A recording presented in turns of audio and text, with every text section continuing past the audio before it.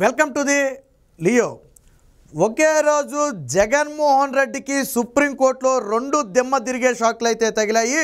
ఒకటి, పిన్నెల్లి రామకృష్ణారెడ్డికి గతంలో హైకోర్టు ఇచ్చినటువంటి ఉపశమనాన్ని క్యాన్సిల్ చేస్తూ సుప్రీంకోర్టు కొన్ని సంచలన వ్యాఖ్యలు చేసింది. రెండోది, ఏదైతే పోస్టల్ బ్యాలెట్ ఓట్ల విషయంలో హైకోర్టు తోసిపుచ్చిందో దాన్ని సవాల్ చేస్తూ జగన్మోహన్ రెడ్డి సర్కారు సుప్రీంకోర్టుకు వెళ్ళడం జరిగింది. సుప్రీంకోర్టు ఈ వ్యవహారంలో జోక్యం చేసుకునేందుకైతే నిరాకరిస్తూ ఏదైతే కేంద్ర ఎన్నికల సంఘం ఇచ్చినటువంటి మార్గదర్శకాలు ఉన్నాయో వాటినైతే సమర్థించడం జరిగింది. ఇక అసలు విషయానికి వస్తే మొట్టమొదటిగా పిన్నెల్లి వ్యవహారంలో అయితే సుప్రీంకోర్టు కొన్ని సంచలన వ్యాఖ్యలు చేసింది. ఎప్పుడైతే ఆ పిన్నెల్లికి ఇచ్చినటువంటి హైకోర్టు ఇచ్చినటువంటి వెసులుబాటు ఉందో 6వ తారీఖు వరకు అరెస్టు చేయకపోవడం, అదే సమయంలో ఆ నరసరావుపేట కౌంటింగ్ కేంద్రానికి వెళ్ళవచ్చని హైకోర్టు ఇచ్చినటువంటి ఆ తీర్పు ఏదైతే ఉందో దాన్ని సవాల్ చేస్తూ ఆ నంబూరి శేషగిరిరావు వేసినటువంటి పిటిషన్ మీద సుప్రీంకోర్టు ధర్మాసనం అయితే విచారణ చేపట్టింది. విచారణ చేపట్టిన సమయంలో ఆ నంబూరి శేషగిరిరావు తరపున అంటే బాధితుడి తరపున ఆ న్యాయవాదులు ఈవీఎంను ధ్వంసం చేసిన వీడియోలను సుప్రీంకోర్టుకి ఇవ్వడం జరిగింది. వాళ్ళు ల్యాప్టాప్లో ఆ వీడియోలను పరిశీలించారు. సో ఆ వీడియోలు పరిశీలించిన తర్వాత సుప్రీంకోర్టు దాని మీద తీవ్ర ఆగ్రహం చేసి దీనికి ఏం సమాధానం చెబుతారని పిన్నెల్లి రామకృష్ణారెడ్డి తరపు న్యాయవాదిని ప్రశ్నిస్తే ఆ న్యాయవాది దానికి ఏమీ సమాధానం చెప్పలేనని చెప్పి నీళ్లు నమిలే పరిస్థితి. దీంతో హైకోర్టు ఆగ్రహం వ్యక్తం చేస్తూ ఇలాంటి ఘటన చూసిన తరువాత కూడా హైకోర్టు వెసులుబాటు కల్పించడం అనేది దురదృష్టకరం. ఆ హైకోర్టు అలాంటి వెసులుబాటు కల్పించి తప్పు చేసింది అని సుప్రీంకోర్టు సంచలన వ్యాఖ్యలు చేయటం జరిగింది. అంతేకాదు, తరువాత ఇటువంటి ఘటనలు జరగకూడదు, అలాగే జరిగితే కోర్టులు ఈ విషయంలో తీర్పులు ఇవ్వడానికి మార్గదర్శకంగా ఒక సంచలన తీర్పుని మేమే ఇస్తామని చెప్పి సుప్రీంకోర్టు న్యాయమూర్తి చెప్పిన నేపథ్యంలో పిన్నెల్లి రామకృష్ణారెడ్డి తరపు న్యాయవాది అయితే కొంచెం కోర్టుని బ్రతిమలాడటం జరిగింది. ఎలాగో 6వ తారీఖున హైకోర్టులో విచారణకు రాబోతుంది కాబట్టి ప్రస్తుతానికి ఈ విషయంలో కొంచెం హోల్డ్ అవ్వాలని చెప్పి పిన్నెల్లి తరపు న్యాయవాది పదే పదే సుప్రీంకోర్టును అభ్యర్థించడంతో సుప్రీంకోర్టు ఒక మాట చెప్పింది. ఇలాంటి వ్యక్తులు బయట తిరగటం శ్రేయస్కరం కాదు. ఇంత దారుణ పరిస్థితులు చూసిన తర్వాత కూడా కౌంటింగ్ కేంద్రానికి ఆయన్ని అనుమతించడం ససేమిరా కుదరదు. కాబట్టి 4వ తారీఖున పోలింగ్ జరిగే సమయంలో నరసరావుపేట కౌంటింగ్ కేంద్రానికి కానీ లేదా కౌంటింగ్ పరిసరాల ప్రాంతాలకు కానీ పిన్నెల్లి రామకృష్ణారెడ్డి వెళ్ళటానికి వీల్లేదు.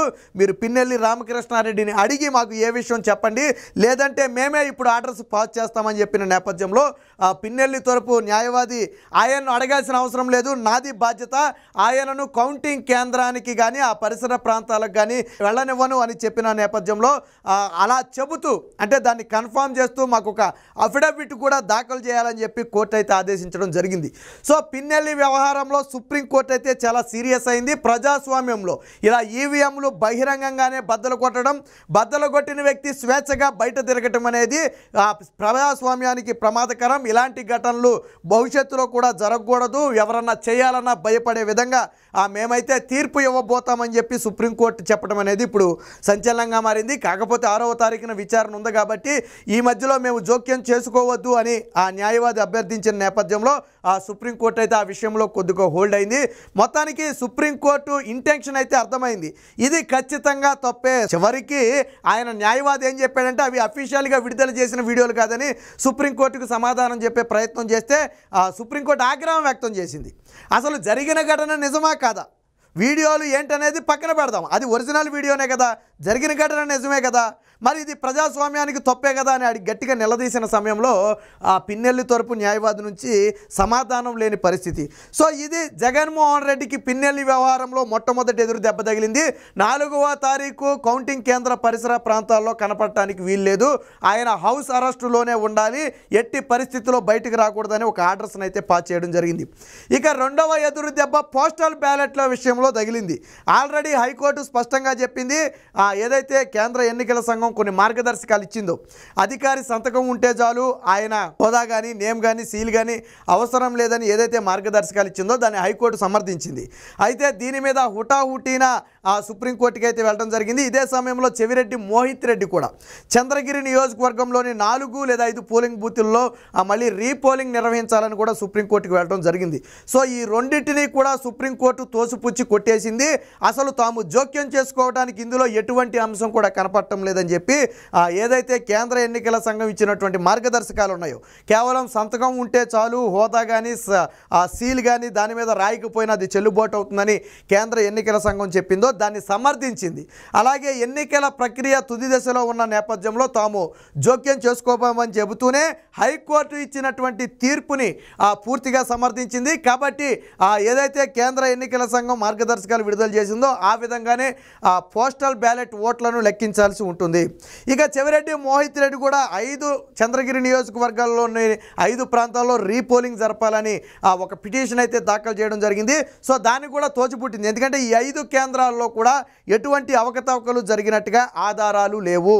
సో ఎన్నికల కమిషన్ కూడా వాటిని కన్సిడర్ చేయలేదు. కాబట్టి ఈ విషయంలో తాము జోక్యం చేసుకోలేమని, ఆధారాలు లేని నేపథ్యంలో రీపోలింగ్కు మేమైతే ఆదేశించలేమని చెబుతూ ఒక తీర్పునైతే పాస్ చేయడం జరిగింది. మొత్తంగా అటు పిన్నెల్లి వ్యవహారంలో కానివ్వండి, ఇటు పోస్టల్ బ్యాలెట్ వ్యవహారంలో కానివ్వండి, జగన్మోహన్ రెడ్డి సర్కార్కి అతిపెద్ద ఎదురు దెబ్బ తగిలిందని చెప్పొచ్చు. మొత్తంగా ఏదో ఒక విధంగా చివరి క్షణంలోనైనా సరే పోస్టల్ బ్యాలెట్ ఓట్లు లెక్క పెట్టకుండా అడ్డుకోవాలని జగన్మోహన్ రెడ్డి చేసిన కుటిల ప్రయత్నం మొత్తం కూడా విఫలమైంది. అసలు వాదనలు వినే సమయంలోనే ఎలక్షన్ కమిషన్ చెప్పిన దాంట్లో వాస్తవికత ఉంది. అందులోనూ వాళ్ళు ఆధారాలు చూపించారు. గతంలో సుప్రీంకోర్టు తీర్పులను కూడా వారి ముందుంచడం జరిగింది. సో ఈ నేపథ్యంలో అందులో ఎటువంటి కాంట్రవర్సీ కనపడటం లేదు. కాబట్టి ఈ సమయంలో మేము జోక్యం చేసుకుని దాని మీద స్టే ఇవ్వటం కుదరదు. హైకోర్టు తీర్పు మీద మేము స్టే ఇవ్వలేము, ఆ తీర్పును మేము సమర్థిస్తున్నామని చెప్పడం కానివ్వండి. చంద్రగిరిలో రీపోలింగ్ చేయాలని చెప్పి ఒక గందరగోళానికి గురి చేసే ప్రయత్నం చేశారు. వాస్తవానికి అసలు అలజడి సృష్టించిందే వైసీపీ పార్టీ. కానీ మళ్ళీ వాళ్లే రీపోలింగ్ చేయాలని కోరటం, కానీ అక్కడ ఎటువంటి అవకతవకలు కానీ రిగ్గింగ్ జరిగినట్టు కానీ ఆరోపణలు లేకపోవడం, అదే సమయంలో సీసీటీవీ ఫుటేజ్ మొత్తం కూడా ఆల్రెడీ ఎన్నికల కమిషన్ పరిశీలించిన నేపథ్యంలో అక్కడ ఎటువంటి రీపోలింగ్ అవసరం లేదని ఎన్నికల కమిషన్ ధృవీకరించిన నేపథ్యంలో అక్కడ మేమైతే జోక్యం చేసుకోలేమని చెప్పడం అయితే జరిగింది. సో ఎన్నికల కౌంటింగ్కు అంటే ఒకరోజు ముందు జగన్మోహన్ రెడ్డి ఊహించని స్థాయిలో అతిపెద్ద ఎదురు దెబ్బలు 2 తగిలాయి. పోస్టల్ బ్యాలెట్ ఓట్ల విషయంలో ఒకటైతే పిన్నెల్లి వ్యవహారాన్ని సమర్థిస్తూ వచ్చినటువంటి వైసీపీకి చెంపపెట్టు లాంటి వ్యాఖ్యలు సుప్రీంకోర్టు చేసింది. ఒక రకంగా పిన్నెల్లి వ్యవహారంలో ఆంధ్రప్రదేశ్ హైకోర్టు తప్పు చేసింది. ఇలాగా అప్రజాస్వామ్యంగా వ్యవహరిస్తూ రౌడీయిజం గూండాయిజం చేసే వ్యక్తుల్ని బయట తిరగనిచ్చే స్వేచ్ఛ ఎట్టి పరిస్థితుల్లో ఇవ్వకూడదు. కానీ ఆంధ్రప్రదేశ్ హైకోర్టు ఇచ్చింది. మేము దీన్ని ఖచ్చితంగా తప్పుపడుతున్నామని చెప్పడమే కాక ఆ తీర్పునైతే స్టే విధించింది. సుప్రీంకోర్టు చెప్పినట్టుగా దాని మీద అంటే ఆయన ఎటువంటి కౌంటింగ్ కేంద్రాలకు రాకుండా పలు ఆంక్షలు అయితే విధించడం జరిగింది. ఈ రెండు షాకులు కూడా జగన్మోహన్ రెడ్డిని గట్టిగా కోలుకోలేని దెబ్బలు తీసేయని చెప్పుకోవచ్చు. నైతికంగా కౌంటింగ్కు ముందు వైసీపీలో ఒక రకమైన తీవ్ర అలజడిని రేకెత్తించాయి. ఇప్పటి వరకు ఎన్నికల కమిషన్ మీద నిందాలు వేస్తూ వచ్చినటువంటి వైసీపీకి ఇదొక చెంపపెట్టుగా మారింది. అప్రజాస్వామ్యంగా ఈవీఎంలు బద్దలు కొడుతూ వచ్చినటువంటి పిన్నెల్లి రామకృష్ణారెడ్డి లాంటి వైసీపీ గోండాలకు రౌడీలకు సుప్రీంకోర్టు చెక్ పెట్టిందనే చెప్పొచ్చు. ఈ వ్యవహారంలో తాము సీరియస్గా వ్యవహరించడమే కాకుండా మార్గదర్శకంగా ఉండే విధంగా ఒక తీర్పును కూడా ఇస్తామని చెప్పి ఘాటుగా వ్యాఖ్యానించింది. బట్ పిన్నెల్లి లాయర్ అభ్యర్థన మేరకు 6వ తేదీ వరకు కూడా ఆ విషయాన్ని అయితే హోల్డ్ చేసింది. బట్ సుప్రీంకోర్టులో పిన్నెల్లికి మాత్రం రక్షణ దొరికే అవకాశమే లేదు. ఆయన చేసింది ఖచ్చితంగా తప్పు అని సుప్రీంకోర్టు అయితే గంటాపదంగా చెప్పింది. ఏది ఏమైనా ఎన్నికల కౌంటింగ్కు కొద్ది గంటల ముందు జగన్మోహన్ రెడ్డికి అయితే ఊహించని అతిపెద్ద 2 షాక్లు అయితే తగిలాయి అనటంలో ఎటువంటి సందేహం లేదు.